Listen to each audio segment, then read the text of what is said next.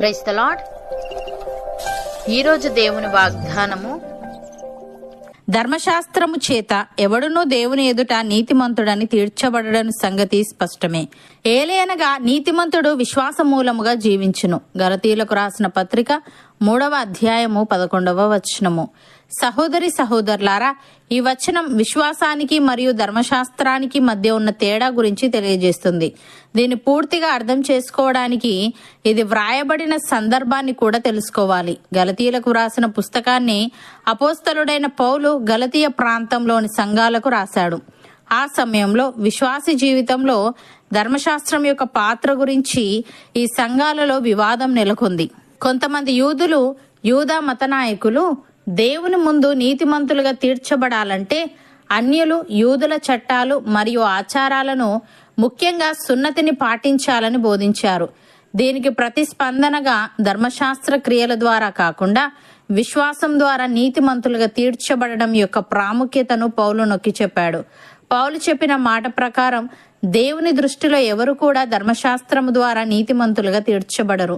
ఈ మాట ఆ సమయంలో ప్రబలంగా ఉన్న చట్టపరమైన మనస్తత్వాన్ని సవాలు చేస్తుంది.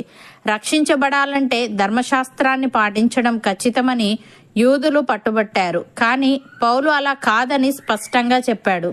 పాత నిబంధన నుండి, ముఖ్యంగా హబక్కూకు గ్రంథం నుండి నీతిమంతుడు విశ్వాసము వలన జీవించును అనే వాక్యాన్ని చూపిస్తూ విశ్వాసం ద్వారా రక్షణ అనే సత్యాన్ని ప్రకటించాడు. ఈ వాక్యం రక్షణ గురించి మన సొంత అవగాహనను మరియు క్రీస్తుపై విశ్వాసం ఉంచి ఆయనపై ఆధారపడడాన్ని పరిశీలించమని మనల్ని సవాలు చేస్తుంది. దేవుని ముందు మన స్థానం మన సొంత క్రియలపై ఆధారపడి ఉండదు గాని శిలువపై యేసయ్య పూర్తి చేసిన పనిపై ఆధారపడి ఉంటుందని ఇది మనకు గుర్తు చేస్తుంది. అలాగే దేవుని కృపపై నమ్మకం ఉంచాలని మరియు క్రీస్తుపై విశ్వాసం ద్వారా మాత్రమే మనం నీతిమంతులుగా తీర్చబడ్డామని తెలుసుకోవడం ద్వారా వచ్చే స్వేచ్ఛలో జీవించాలని ఇది మనకు పిలుపునిస్తుంది. భక్తుడు ఈ విధంగా అంటున్నాడు: ధర్మశాస్త్ర సంబంధమైన క్రియల మూలముగా ఏ మనుష్యుడును దేవుని దృష్టికి నీతిమంతుడని తీర్చబడడు. ధర్మశాస్త్రము వలన పాపమనగా ఎట్టిదో తెలియబడుచున్నది. ఇట్లుండగా ధర్మశాస్త్రమునకు వేరుగా దేవుని నీతి బయలుపడుచున్నది. దానికి ధర్మశాస్త్రమును ప్రవక్తలను సాక్ష్యమిచ్చుచున్నారు. అది యేసుక్రీస్తు నందలి విశ్వాస మూలమైనదై నమ్మువారందరికీ కలుగు దేవుని నీతి అయి ఉన్నది అని. ప్రియులారా, విశ్వాస మూలమున మనము నీతిమంతులముగా తీర్చబడి మన ప్రభువైన యేసుక్రీస్తు ద్వారా దేవునితో సమాధానము కలిగి ఉందము. మరియు ఆయన ద్వారా మనము విశ్వాసము వలన ఈ కృపయందు ప్రవేశము గలవారమై అందులో నిలిచి ఉండి దేవుని మహిమను గూర్చిన నిరీక్షణను బట్టి అతిశయపడుచున్నాము. అంతేకాదు, శ్రమ ఓర్పును, ఓర్పు పరీక్షను, పరీక్ష నిరీక్షణను కలుగజేయనని ఎరిగి శ్రమల యందును అతిశయపడదము. ఎందుకనగా ఈ నిరీక్షణ మనలను సిగ్గుపరచదు. మనకు అనుగ్రహింపబడిన పరిశుద్ధాత్మ ద్వారా దేవుని ప్రేమ మన హృదయములలో కుమ్మరింపబడి ఉన్నది. అపోస్తలుడైన పౌలు గలతీయులకు వ్రాస్తూ ఈ విధంగా అంటున్నాడు: ఓ అవివేకులైన గలతీయులారా, మిమ్మును ఎవడు భ్రమ పెట్టెను? సిలువ వేయబడిన వాడైనట్టుగా యేసుక్రీస్తు మీ కన్నుల ఎదుట ప్రదర్శింపబడిను గదా. ఇది మాత్రమే మీ వలన తెలుసుకొని కూర్చున్నాను. ధర్మశాస్త్ర సంబంధ క్రియల వలన ఆత్మను పొందితిరా, లేక విశ్వాసముతో వినుట వలన పొందితిరా? మీరింత అవివేకులైతిరా. మొదట ఆత్మానుసారముగా ఆరంభించి ఇప్పుడు శరీరానుసారముగా పరిపూర్ణులగుదురా? వ్యర్థముగానే ఇన్ని కష్టములు అనుభవించితిరా.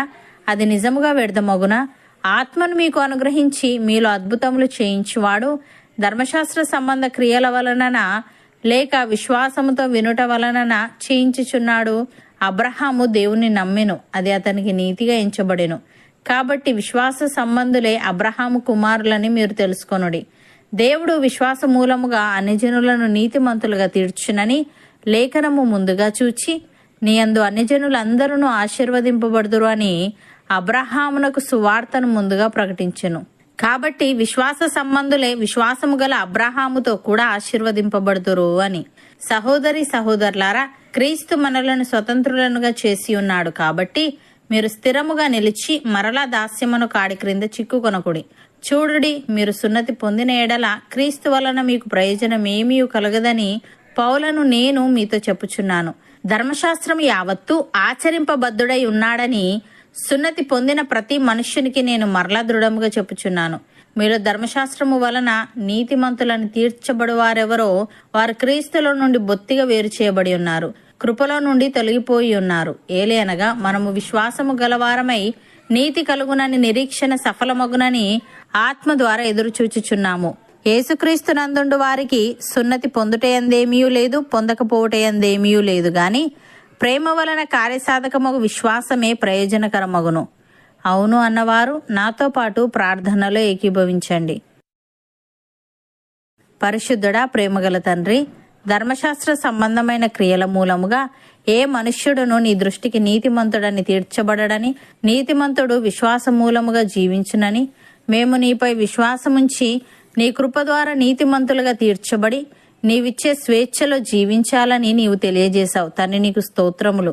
దేవా, మేము విశ్వాస మూలమున నీతిమంతులముగా తీర్చబడి నీతో సమాధానము కలిగి ఉంటూ విశ్వాసము వలన ఈ కృపయందు ప్రవేశము గలవారమై అందులో నిలిచి ఉండి నీ మహిమను గూర్చిన నిరీక్షణను బట్టి అతిశయపడే వారముగా ఉండుటకు సహాయము దయచేయమని నీవు మమ్ములను స్వతంత్రులనుగా చేసి ఉన్నావు గనుక మేము స్థిరముగా నిలిచి మరలా దాస్యమును కాడి క్రింద చిక్కుకొనకుండా విశ్వాసము గలవారమై నీతి కలుగునను నిరీక్షణ సఫలమగునని ఆత్మ ద్వారా ఎదురు చూసే వారముగా ఉండుటకు కృపచూపమని పరిశుద్ధాత్మ ద్వారా నీ ప్రేమ మాలో ప్రతి ఒక్కరి హృదయాలలో నీవే కుమ్మరించమని యేసుక్రీస్తు నామమున ప్రార్థిస్తున్నాము తండ్రి.